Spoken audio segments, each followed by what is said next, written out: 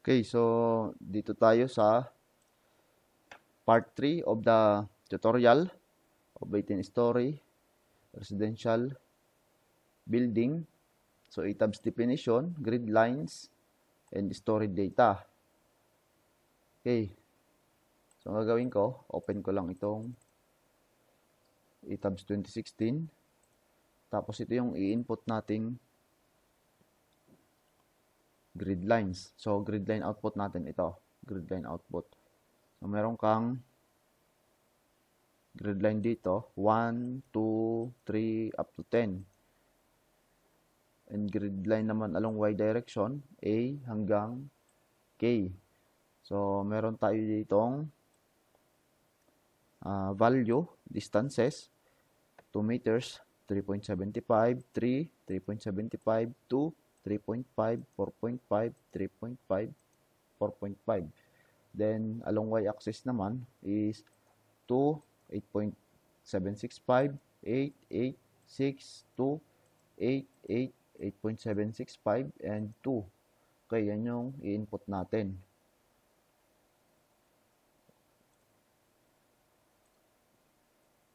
Okay. So, ito yung i-input natin, grid line system data. Naka-display grid data spacing ako. So, okay, open ko na yung ETABS.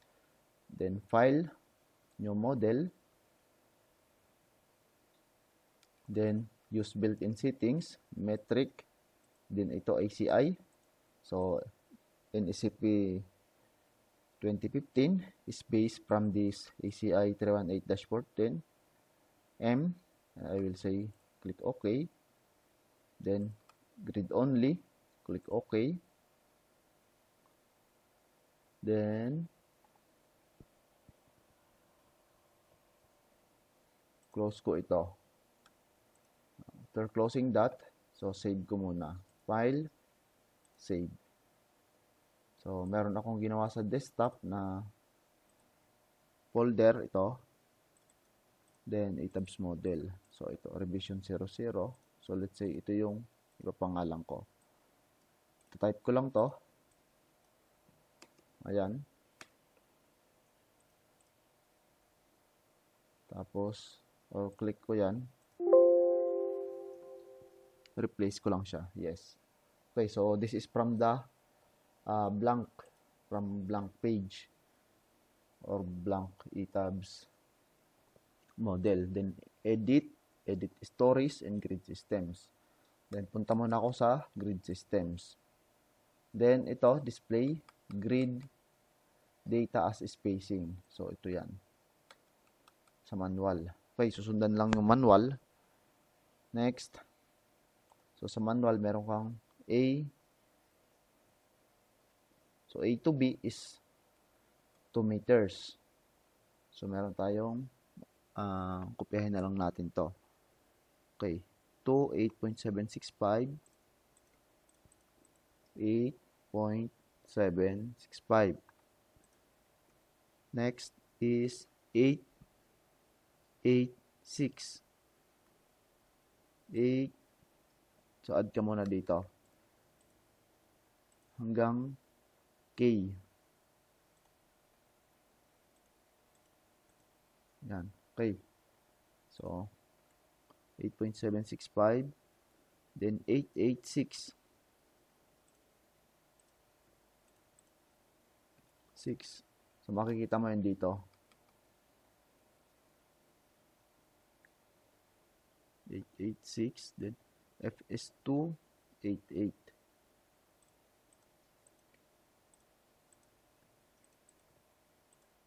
Then, yung I, 8.765. Then, ito is 2. Then, 0. Okay, dito naman tayo sa Y-grid data.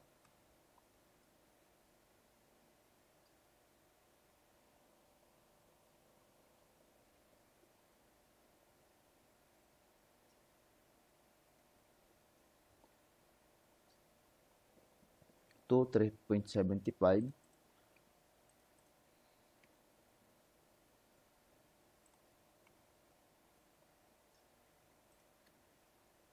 hanggang 10 siya. So, add ko muna to.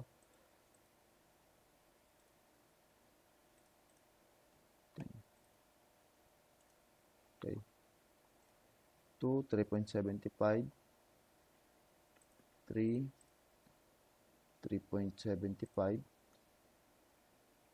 Tapos yung 5 ko is 2. So, 3.5.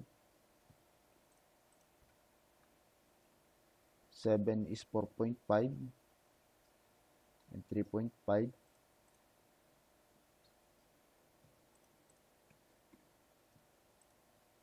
9 is 4.5. And 0. Click OK. Refresh. Okay, so ito na yung grid systems natin. So, review.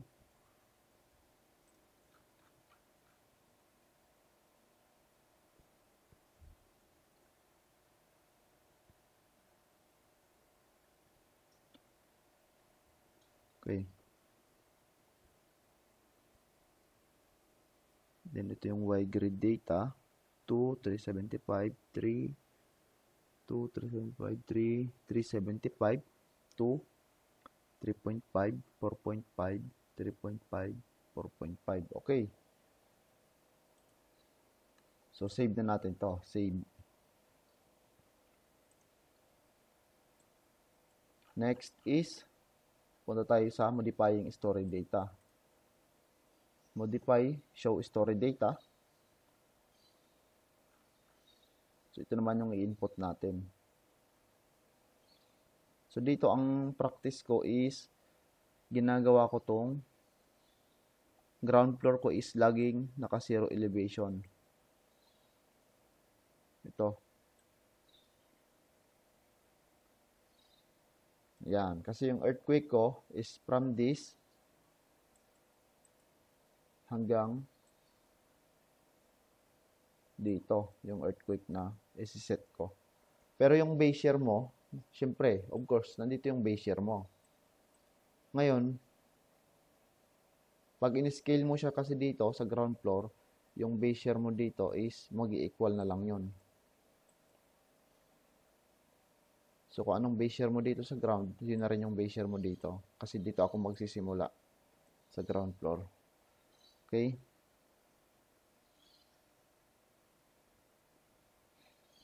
So, ito yung input natin. Lagyan ko lang itong, kasi sa soil report naman natin, for example, so nasa 8 yung footing. So, for example, ito, nandito ako sa basement 1 and basement 2. Ito yung B1. Ito naman yung B2. So, parking ito eh. So, nandito naman yung ground floor. Ngayon, yung column ko, for example, ito yung column. So, nandito yung mat footing ko, for example. So, hanggang dito yung SBC na nandun sa ano. Okay, so ito, -7 ang elevation nito. Ito yung footing. Or mat foundation, mat footing. Ayan. So, ang fixity ko sa model is nandito. Okay? Yun yung assumption ko. So, punta na ako sa ETABS.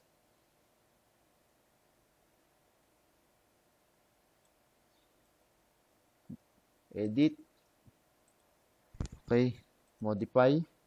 So, ito, lagyan ko tong so, -7. Tapos ito, 3.5. 3.5. Tapos, 6. Okay, so ito yung ground floor. Ito, basement 1. Ay, sorry. Ito yung basement 2. Okay. So, nilagyan ko ng 111 para hindi magparehas yung pangalan. Basement 1, basement 2, tapos ito. Ground floor. Ayan. Tapos ito yung second floor. 6. Second floor. third floor. Okay. So, basement 2 to basement 1 is 3.5. Basement 1 to ground is 3.5. So, parking yan. Ground floor to 6 is 6 meters. Okay. Then,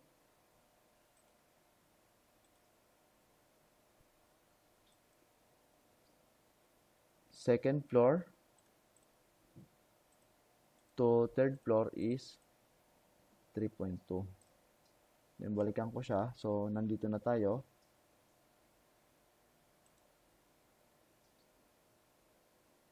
Dito na tayo. So, 3.2 na ito lahat. Okay? Then, yung roof natin, elevation is 60.4. Ang gagawin ko dito, refresh ko muna. Then, dito is add story, keep existing story heights. Then, story height, 3.2. Number of story is, so meron kang 1, 2, 3, 4, 5, 6, 7, 8, 9, 10, 11, 12, 13, 14, 15, 16. So, 16. Okay, then click OK. So, ito na yan. 60.4 yung elevation mo ng top. Then, i-rename ko to. Third floor, fourth. If 6, 7, 8, 9, 10, 11, 12, 13, 14,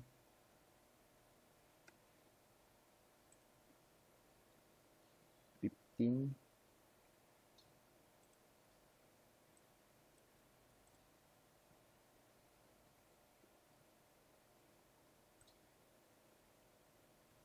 16, 17, 18, and roof. Then, refresh ko lang to. Click OK. Refresh. Click OK. Then, 3D ko. So, ito na yung grid systems natin. Then, click Save. Okay.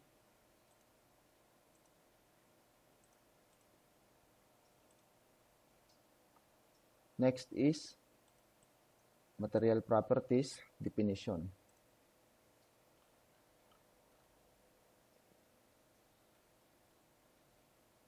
So, ito yung magiging output natin.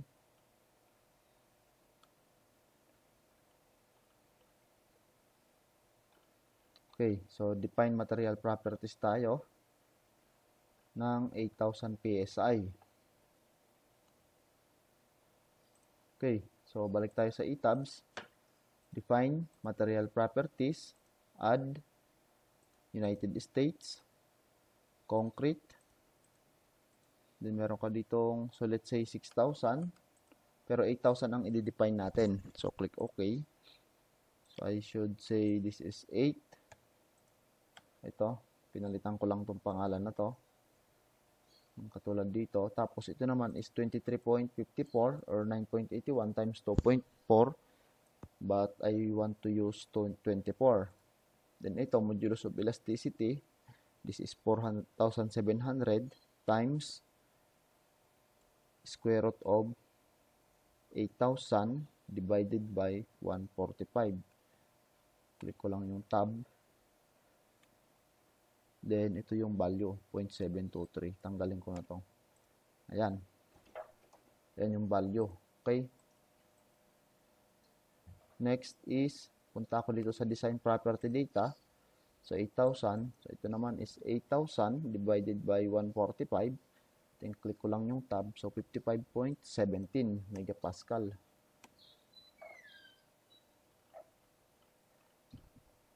Okay. So, ito na yon. Nasa manual. Then click OK. Then ito ay click OK. So meron akong 8,000. Then add new material. 6,000 naman for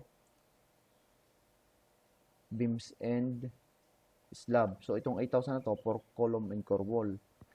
Okay, so add new material, concrete, or pwede ka nang itong 8,000 na to, pwede mong add copy of material. Add copy of material, then 6,000 PSI, tapos ito 24, then ito naman is for 700 times square root of 6,000 divide 145. Tab, then ito is 6,000 divided by 145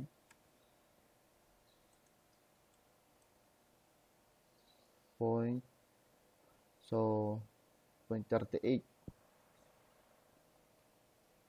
Click OK.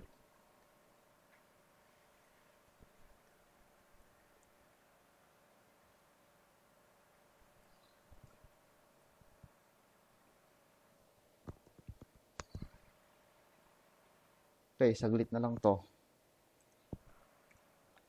Next is, so ito 41.38 or 41.4. Then click OK. Then add new material. United States. Rebar. Ito ASTM A615 grade 60. Click OK. So sabihin ko to ay rebar grade 60 yung pangalan niya.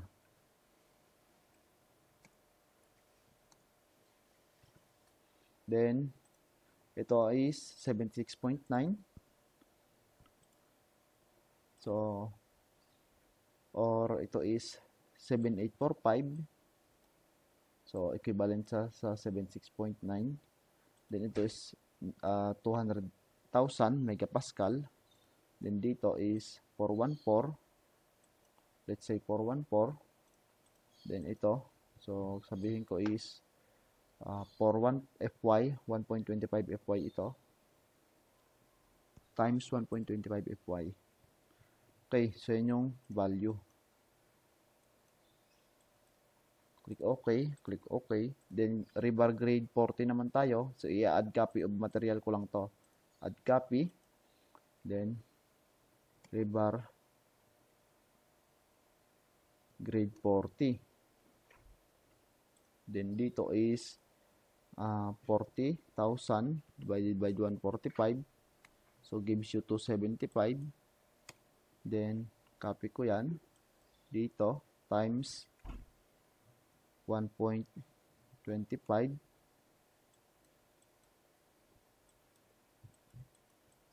Okay, click OK. Click OK. So, ito yung 8,000 PSI concrete, 6,000 PSI concrete, rebar grade 60, and rebar grade 40. So, next is, so ito na yung definition ng materials natin. Click OK. Control save. And that's it. So, we will go for the next video.